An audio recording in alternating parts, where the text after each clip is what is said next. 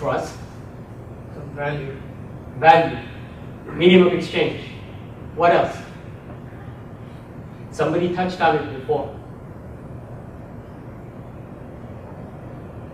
It's an instrument of control. It's controlling you right now. You're here, if you're a student, if you're a professor, or if you're affiliated and have a job, you're working for this. So what are you working for? You're being controlled by a concept that was put in place so nobody has to stand over and bash you over the head and say, you better get this done today. Oh, you're going to get this done. Because you're going to chase the almighty dollar. And it's not almighty because it buys you a Gucci bag. It's almighty because it's an instrument of control. A system that you're operating under.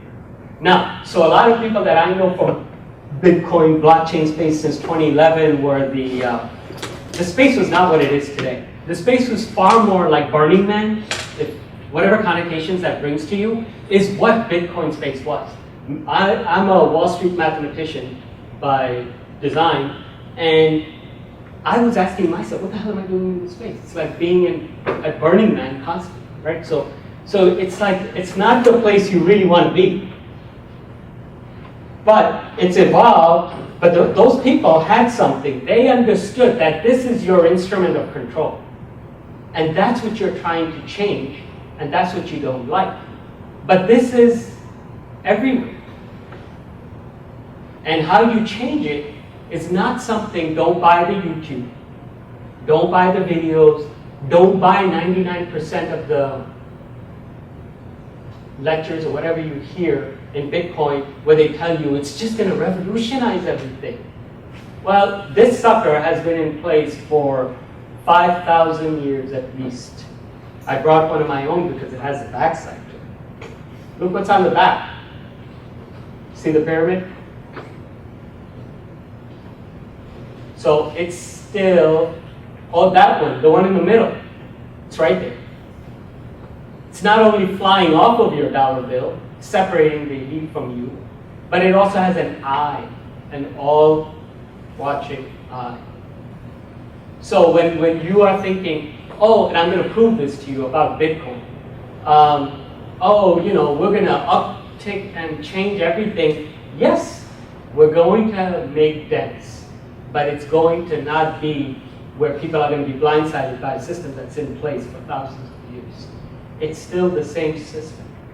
FYI, there is, anybody want to guess how much money is in circulation? Not just the dollar, just all currencies. How much money is in circulation? Take a guess. Anybody? 300 trillion. Okay. The CIA, which I believe more than I believe official figures, says 80 trillion. So $80 trillion. Last valuation of Bitcoin, today's valuation, last time I checked, was 152 billion. So it's minuscule. Set to grow, but minuscule. You do realize that this is a Federal Reserve note, and those who may know, Federal Reserve note is not a government entity, it's an amalgamation of banks. Citigroup, JP Morgan, and everybody. It's not a government institution. If that comes as news to anybody, yeah. So they are the ones who control all of this. It's a Federal Reserve note. It's not backed by the dollar, it's not backed by anything. Can they afford 152 billion? Bet your dollar they can. They can afford to take Bitcoin out. As a side note, many people believe that, anybody heard of the Amero? Does Amero ring a bell to anybody? Amero is Canadian, American, and Mexican united currency that was in the works for almost 2 decades. It was to be called Amero, like a dinero and Amero. It did come to fruition. The Europeans had their euro, but we know what's happening over there. It's a lot of gyration. So a global currency was needed. Some people from back in the day space, I was one of them who suspected it. I'm not quite sure. I don't have an answer either way. But that it was created by the government. It's best not to push somebody. It's best to pull. And pull them on their own power. So if everybody goes, yeah, Bitcoin, Satoshi to the dollar, and we all jump onto Bitcoin, if the creators of Bitcoin, which nobody knows, it could be somebody sitting in this audience. So if you don't know who created it, it could have been the entities or some aspect of the entity or the Federal Reserve or anybody. And if they just promised you something better, and we're all running to it. Now, if somebody dropped the Amero on there, you wouldn't have taken it. You would be like, I'm not going to take the Mexican economy into the American economy and hope for the best, right? But you're all ready to jump into Bitcoin and change the world. Will you be able to change the world? That's yet to be seen, and how rapid. So these are some of the currencies that are in place right now that are looking to change the world. By the way, Ethereum, back in the day, Ethereum was like, it was Bitcoin and pretty much that's it. And Ethereum was seen as some light little side project. It wasn't considered anything. All of this space was, different. I don't know if anybody, it dawned on anybody. I'm leaving this slide up a little longer just for a reason, because if you notice, there's a damn pyramid on this one. Now, Vitalik, he's a great guy, and he believes in decentralization to the core. So, I'm sure he didn't put it as a mode of centralization. However, the point I'm trying to make is it's so ingrained in our society that even Ethereum has a pyramid. So what you're fighting is yourself. The proponents of decentralization themselves have an insignia that represents centralization. Now, they may have had it for a different reason, energy, whatever. The pyramid had multiple purposes for people. Tulips. How many people believe we're in a bubble?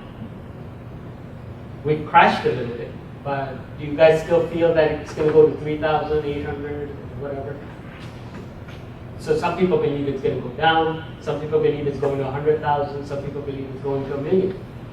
None of us really know. What's the difference between the Bitcoin and a tulip from back in the day? Can anybody guess? Take a chance.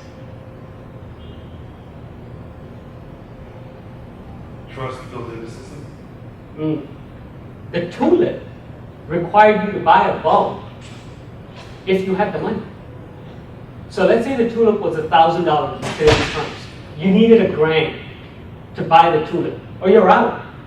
No one's going to give you a fraction, a leaf off of this tulip and say, okay, here, I give it to you for $10. Which effectively makes Bitcoin far more dangerous or opportunistic, either way, whichever way you want to see it. Thank you. Whichever way you want to see it. But you see the challenge? With Bitcoin, you can buy a fraction. So you can be part of the bubble faster than you can imagine. With your hard-earned $10 for lunch, you can drop it into Bitcoin and starve for it, and then see it go to $2. So it's different. It's far more lethal and a bigger opportunity for all of us to get into. So recognize the difference when somebody calls these things bubbles. Bubbles are different types of bubbles. The tulip and the Bitcoin are totally, totally different. Don't let the noise distract you from what is happening. Now, are we in a bubble? Yes, we are in a bubble. Officially, we are in a bubble. You heard me say. You can say, Jayden said, we are in a bubble. But what is a bubble? Are we in a bubble for Bitcoin? Maybe, maybe not. But we're certainly in a bubble for altcoins. There's too many of them. Last check was 6,000, 7,000 of them. Now, in January, December, there were 1,300. By the time you leave here, it'll probably be, 7,100 globally. And by the time you finish the semester, it'll probably be 10, if it isn't already, because I don't have the updated numbers. So yeah, we are in a bubble in many of those altcoins. And the reason why we're in a bubble in these altcoins is because of this concept called a white paper and an ICO. You write a white paper, you and I can get together and start a company based off of a white paper. That's not how it used to work in startup. You had to go to a VC. So you went to a VC, VC, and here's your team, 2 stick figures, and here's your concept, and you had to prove to this VC that this is a sound idea. Now, the VC, or any funder, even an angel, what was their first question? How long do you guys know each other? How do you know each other? What did you guys do before this? What's your experience? And how long you've been working on this project? That was their questions. I've sat in front of them and I know what the questions are. Because why? Why are they asking those questions? They want to know whether this guy and this guy know each other well. Because as you know, partnerships are hard. I mean, if you've ever been in a personal relationship, you realize any partnership is hard. Because you have 2 people with opposing views and you're walking a straight line. Think of it like what's it called, a potato sack race? When you were a kid, one leg was tied and then you're trying to run. That's a partnership of any type.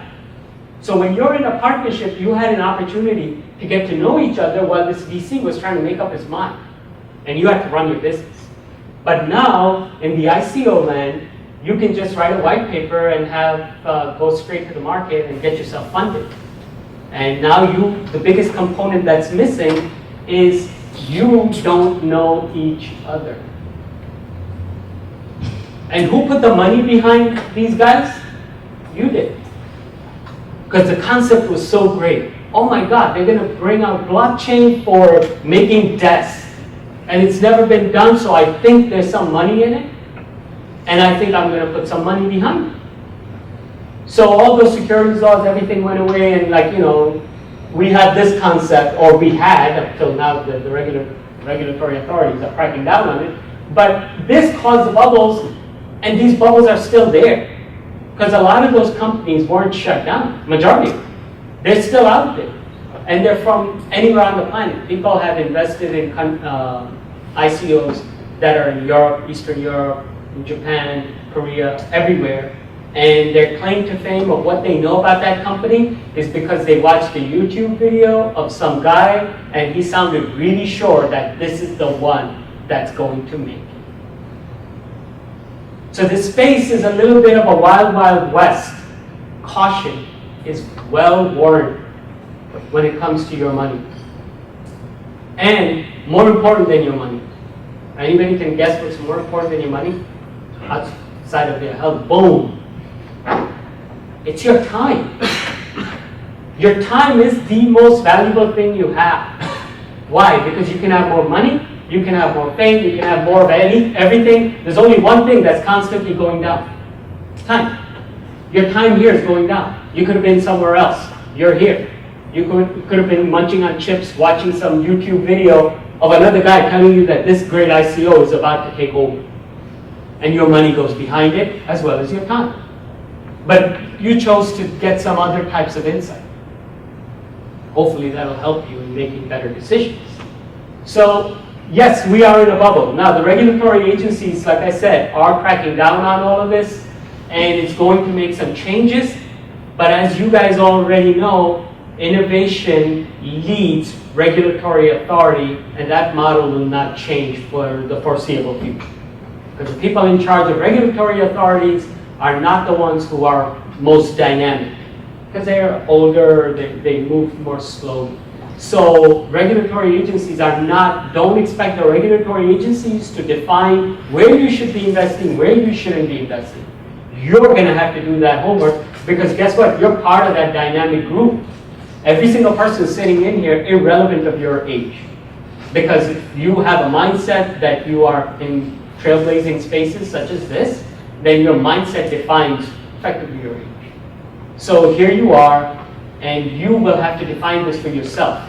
A lot of times I get this question. It's like, oh, well, the government will decide, or regulatory agencies will decide what I should be investing in and what I shouldn't be investing in. Well, recognize right there the problem of the ingrained of the central system, right? Where you're so dependent on a system to define what is good and what is bad for you. Why? You don't have a brain?